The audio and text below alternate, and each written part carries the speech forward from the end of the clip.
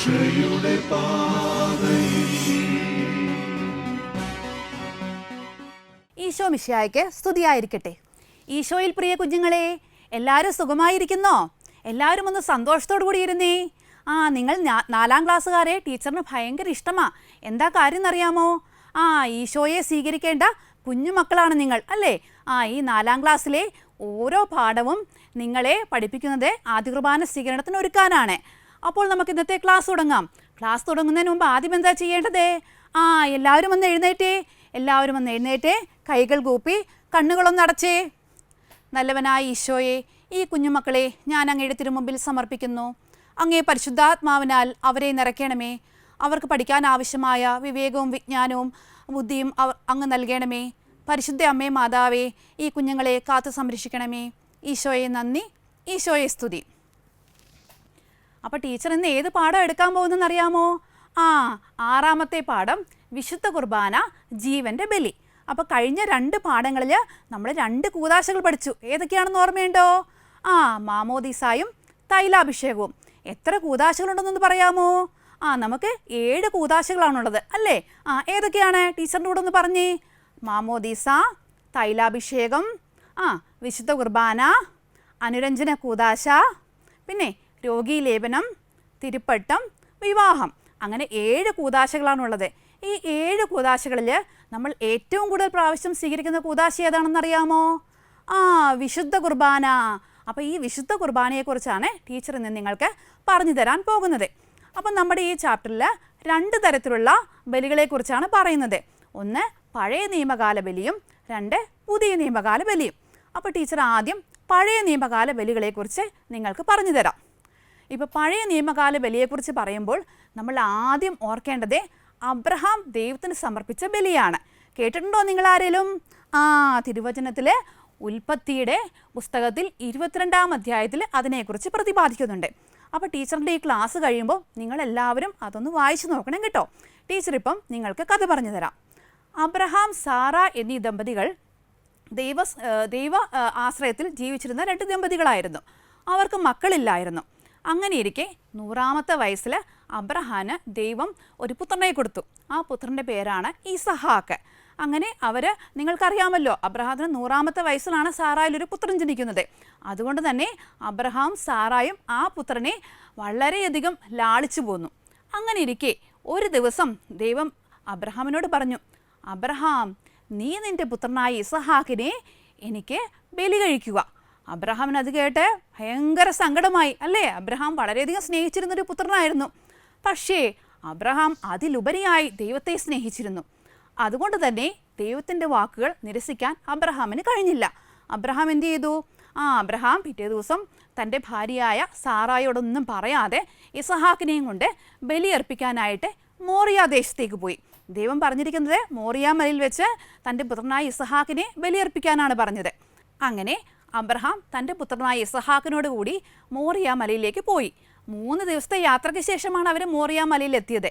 അവിടെ എത്തിയപ്പോഴും പുത്രനായ ഇസഹാക്ക് ചോദിച്ചു, അപ്പാ, നമ്മൾ ബലി കഴിക്കാൻ പോകുകയില്ലേ? ബലിമൃഗം നമ്മളോട് കൂടെ ഇല്ലല്ലോ.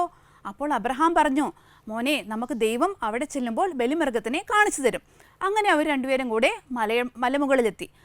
മലമുകളിലെത്തിയതിന് ശേഷം അബ്രഹാം അതീവ ദുഃഖിതനായിരുന്നു. അബ്രഹാം പതുക്കെ ബലിപീഠമൊക്കെ ഒരുക്കി. ബലിപീഠം ഒരുക്കിയിട്ട് അതിൻ്റെ മുകളിൽ ബലിവസ്തു വെച്ചിട്ടാണ് ബലിയർപ്പിക്കുന്നത്. അങ്ങനെ ബലിപീഠമെല്ലാം ഒരുക്കി അതിനുശേഷം തൻ്റെ പുത്രനായ ഇസഹാക്കിൻ്റെ കൈകാലുകൾ ബന്ധിച്ച് അദ്ദേഹം ബലിപീഠത്തിന്മേൽ കിടത്തി. നിങ്ങൾക്ക് കാണാമല്ലോ സ്ക്രീനിൽ.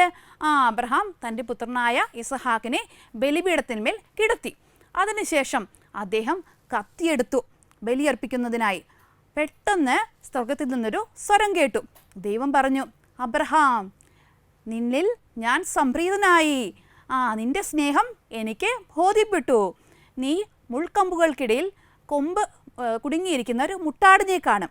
ആ ആടിനെ എടുത്ത് ബലിയർപ്പിച്ച് നീ സ്വസ്ഥമായി നിൻ്റെ വീട്ടിലേക്ക് പോയിക്കൊള്ളുക. അബ്രഹാത്തിന് അതീവ സന്തോഷമായി. കഥ മനസ്സിലായോ നിങ്ങൾക്ക്?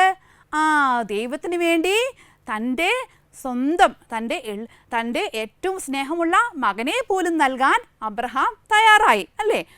പഴയ കാലത്തെ ബലികളെല്ലാം ഇങ്ങനെയായിരുന്നു. അവർ കാളയെയോ അതുപോലെ തന്നെ മുട്ടാടിനെയൊക്കെയാണ് അന്ന് കാലത്തെ ബലിയർപ്പിച്ചിരുന്നത്. ഇനി നമുക്ക് പഴയകാല ബലിയുടെ ഉദ്ദേശങ്ങൾ എന്തൊക്കെയാണെന്ന് നോക്കാം. അവരിങ്ങനെ കാളയെയും മുട്ടാടിനെയൊക്കെ ബലിയർപ്പിക്കുന്നതിന് ചില ഉദ്ദേശങ്ങൾ കാണുമല്ലോ. ആ ഉദ്ദേശങ്ങൾ എന്തൊക്കെയാണെന്ന് നമുക്ക് നോക്കാം. ദൈവത്തെ ആരാധിക്കുക, ദൈവത്തിന് നന്ദി പറയുക, പാപങ്ങൾക്ക് മാപ്പപേക്ഷിക്കുക, ദൈവത്തിൽ നിന്ന് അനുഗ്രഹങ്ങൾ പ്രാപിക്കുക. അപ്പോൾ ഇതൊക്കെയായിരുന്നു ബലിയർപ്പണത്തിൻ്റെ ഉദ്ദേശങ്ങൾ. പക്ഷേ ഈ ഉദ്ദേശങ്ങളെല്ലാം സാധ്യമായിരുന്നോ? ഇല്ല. എന്തുകൊണ്ടെന്നാൽ കാളയുടെയും മുട്ടാടിൻ്റെയും രക്തത്തിന് മനുഷ്യരുടെ പാപങ്ങൾ നീക്കാനുള്ള ശക്തി ഉണ്ടായിരുന്നില്ല. അപ്പോൾ നിങ്ങൾ ഇന്നത്തെ കാലത്ത് ഇങ്ങനത്തെ ബലിയർപ്പണം കേട്ടിട്ടുണ്ടോ? ഇങ്ങനെ കാളയെയോ മുട്ടാടിനെയൊക്കെ ബലിയർപ്പിക്കാൻ നിങ്ങൾ ഇന്ന് കണ്ടിട്ടുണ്ടോ? ഇല്ല. എന്തുകൊണ്ടാണ് കാരണം?